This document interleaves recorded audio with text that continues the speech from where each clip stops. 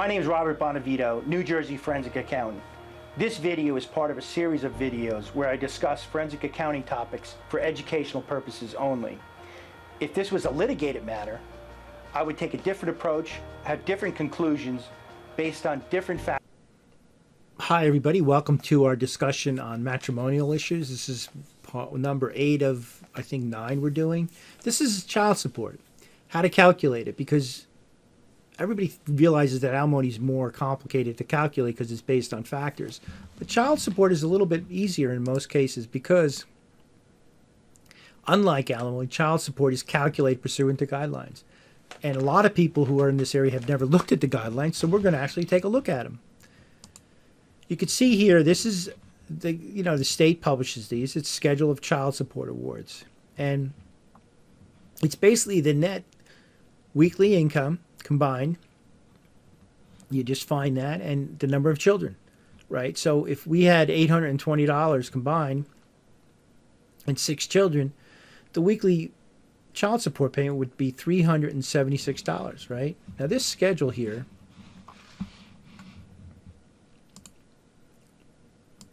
and you're going to have to trust me, it goes up to $33,600. And, people do earn more than that, right? And what do you do if that happens? I mean, this schedule is good up to that level. Pretty easy to calculate. But what do you do if if you don't? And well, this here too, this is another schedule that they have. Let's take a look at this real quick. Because this is, well, if you have 2 people working, right, how do you decide who pays what?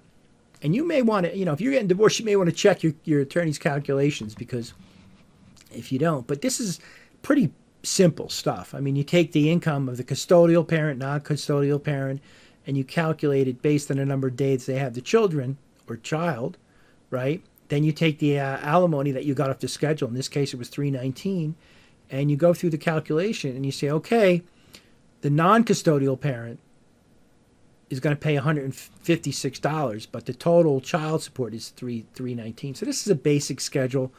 If you're getting divorced, take a look at it, go through it, make sure your numbers are correct. If you're a forensic accountant, again, do the same thing. So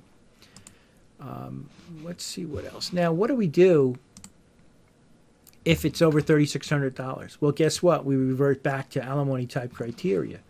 So what are the criteria?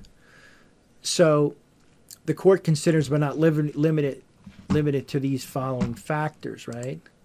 Needs of the child, obvious. Standard living and economic circumstances, all sources of income and assets of each parent, earnings ability of each parent, needs and capacity of the child's education, including higher education, age and health, other factors that may be relevant, and that's basically it.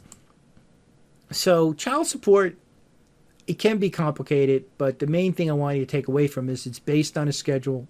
Check the numbers on the schedule. If it's a wealthier household with more net income, well, then it will get more complicated, and you need to be, understand these standards we went through. So listen, if you guys have any questions, just leave them below in my YouTube channel.